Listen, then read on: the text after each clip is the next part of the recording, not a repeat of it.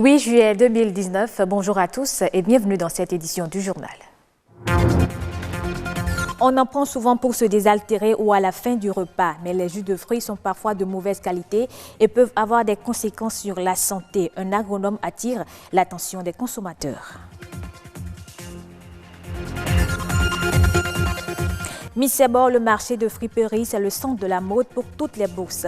Et dans cet univers de l'habillement, chaque acteur développe son activité. Nous y ferons un tour.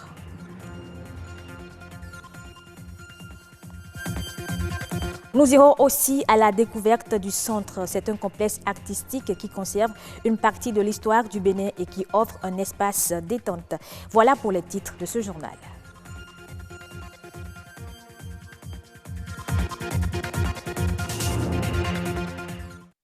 D'abord, cette information avant le développement des titres. Le directeur des examens et concours du ministère des enseignements maternels et primaires, Victor A. Dorinzin, a annoncé vendredi dernier les résultats du certificat d'études primaires session de juin 2019. 84,18%, c'est le taux de réussite et le classement révèle par département le littoral premier avec un taux de réussite de 89,81%.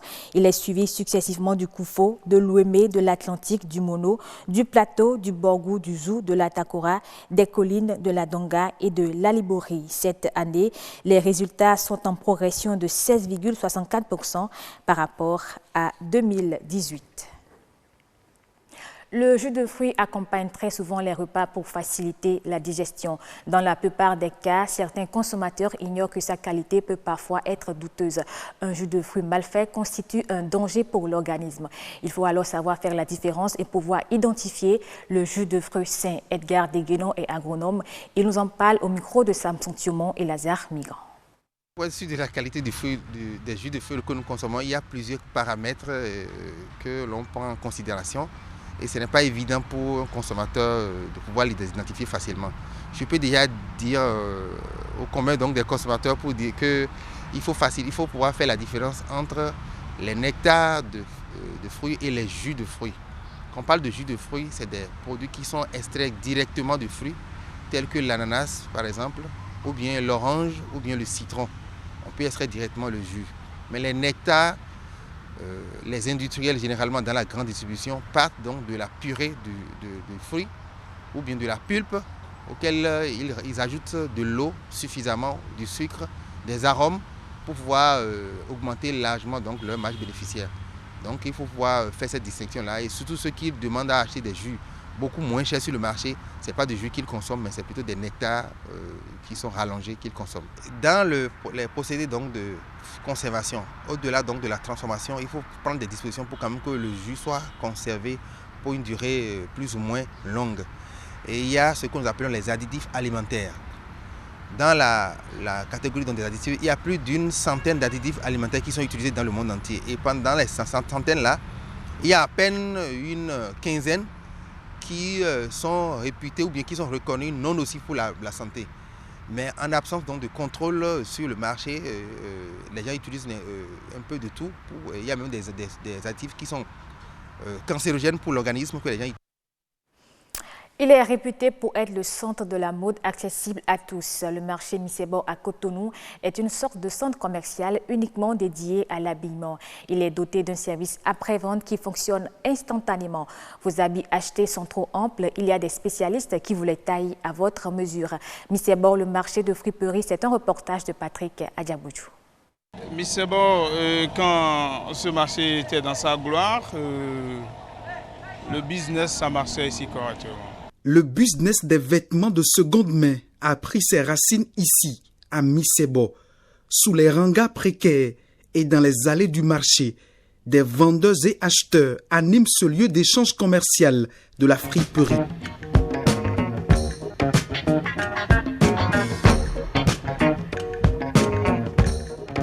Si vous voulez des friperies de premier choix, bon, ce que nous faisons, c'est ça. Donc c'est dans l'ordre de 2000 jusqu'à 5000, voire même 10 000, des fois même au-delà. Parce que c'est des choses de qualité, des choses hors saison de l'Europe qu'on évacue des magasins qui sont encore à l'état neuf. À Missebor, la friperie occupe depuis plus d'une trentaine d'années des hommes et des femmes de tous les âges. Ici, chaque acteur du marché crée son commerce. Disons, ma spécialité, c'est les 3 quarts. Je suis spécial en 3 quarts, n'importe quel genre de 3 quarts. Les 3 quarts de qualité, hein, parce qu'il y a culotte dans culotte. Donc, il ne s'agit pas de venir à Missebo pour prendre n'importe quoi pour dire que vous avez payé culotte ou bien vous avez pris 3 quarts. Il y a 3 quarts dans 3 quarts. Donc, c'est ce genre de 3 quarts que moi, j'ai l'habitude de vendre. Des négociateurs de vêtements, c'est le métier de ces jeunes Béninois à Missebo. Ils sont souvent positionnés à l'entrée du marché avec quelques fripes en main. Ils séduisent les clients et les orientent vers les destinations de leur choix. Ceux-là vivent de ça. Ils vivent de ça, c'est leur job. Ils viennent et c'est l'accueil. Ils sont à l'entrée, ils vous accueillent et ils vous orientent vers un vendeur pour vous aider à vite acheter, pour ne pas perdre beaucoup de temps à chercher un peu partout. Ils vous orientent. Ils sont un peu comme des guides dans le marché. Le marché de friperie donne également de l'emploi aux couturiers.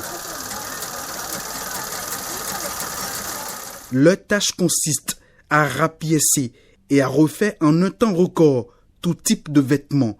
Des couturiers d'occasion et de proximité qui font leur chou gras à travers cette couture de la friperie. Il y a parfois, tu peux venir sans travail, tu vas rester, manger sans payer même pour partir à la maison. Il y a les jours que tu peux venir gagner, au moins par jour tu peux gagner 2000, 5000. Il y a les moments où tu peux gagner plus que ça. Ce commerce a des impacts positifs sur le quotidien des Béninois qui s'y adonnent. Un commerce informel, d'une manière ou d'une autre, qui influe sur l'économie nationale. Allons à présent à la découverte du centre. C'est un complexe artistique qui fait la fierté des acteurs du monde culturel béninois. Le centre, c'est aussi un espace culturel, des résidences et des spectacles. Il est également doté d'un musée. C'est un site unique au monde qui abrite les ricades des anciens rois du Dahomey, une escale obligée sur la carte touristique du Bénin. Brice Chibozo et Ulvaeus Balogun y sont allés pour BB24.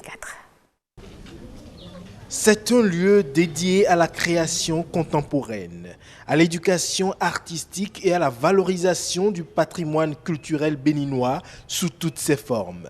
Le centre, cet espace pluridisciplinaire, est doté d'une salle d'exposition, d'une bibliothèque, des ateliers de création, d'un espace scénique et d'un musée. Il y a des personnes dans ce monde, ici au Bénin, qui ont beaucoup travaillé et œuvré bien avant pour être avant-gardiste. C'est quoi?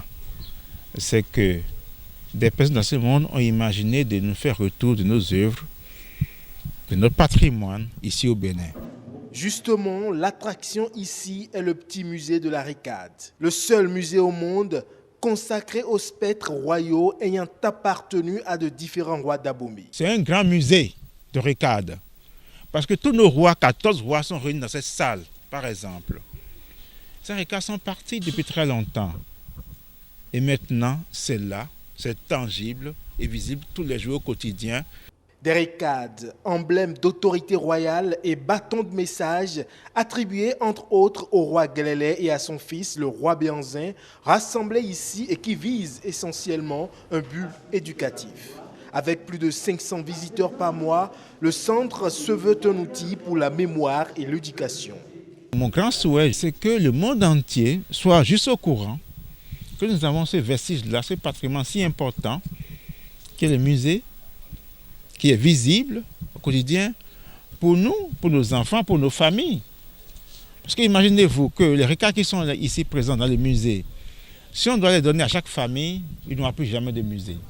Cet espace culturel de 4000 m² qui s'identifie grâce à ses murs blancs fait déjà partie de la carte touristique du Bénin, reconnu comme étant l'un des endroits devant favoriser le retour des vici biens culturels pillés durant la colonisation.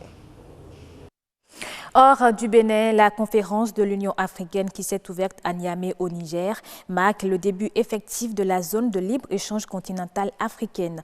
Un fait historique pour le continent avec notamment la naissance d'un marché commun qui représente 1,2 milliard d'habitants.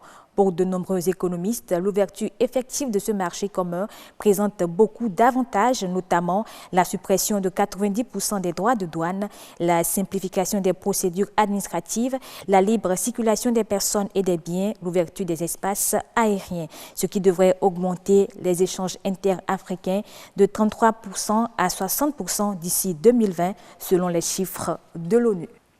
Au Sénégal, les sachets plastiques résistent encore au temps. Malgré la loi de 2015 qui interdit la production, l'importation, la détention, la distribution et leur utilisation, le constat est là désolant. Au marché Tilène, par exemple, commerçants et consommateurs continuent à l'utiliser sans se soucier des dangers. Le constat de Ndaïdia de la RTS. Qui connaît l'impact du plastique sur l'environnement? Question difficile à répondre ici au marché Tilène, tellement cette matière semble indispensable. Savez-vous que le plastique est mauvais pour l'environnement? Non, je ne suis pas au courant. Alors madame, connaissez-vous l'impact environnemental des sachets en plastique? Sincèrement, je ne me soucie pas trop de l'impact environnemental. Les sachets en plastique sont très pratiques. Au marché, il y a des vendeurs qui donnent ça gratuitement. Sinon, on en achète à la sortie. Le plastique est omniprésent au marché. S'il y a des sacs autorisés avec moins d'impact négatif sur l'environnement, ici au marché, les gens font très peu la différence. Si vous vendez quelqu'un de la viande ou bien du poisson, il y a du sang, il y a tout de ça. Vous ne pouvez pas donner à la personne main à main, qu'il fasse ça dans sa main. Le mieux, c'est de faire ça dans une plastique. C'est plus confidentiel aussi. Et plus grave encore, ces sacs en plastique sont jetés à même le sol. L'individu ne doit pas jeter ça à terre. Il faudra dès qu'il enlève ces produits, il met ça dans une poubelle. C'est ce qui est normal. Pour les gens qui jettent ça au niveau de la liste, je leur recommande une sanction financière, que ce soit 2 000, voire 5 000, jusqu'à 5 000 maximum. Annette, sans en être consciente, a un début de solution. Une femme en venant au marché doit amener son propre sac, comme cela se faisait traditionnellement. Venir au marché avec son propre sac peut permettre de réduire l'utilisation des sacs plastiques. Au-delà de la volonté politique, seule une conscience citoyenne peut permettre de lutter contre cet usage abusif du plastique. Il pollue l'environnement et son impact sur la santé est prouvé. Fin de ce journal. Merci de l'avoir suivi. Je vous retrouve avec plaisir à 19h45 pour d'autres informations.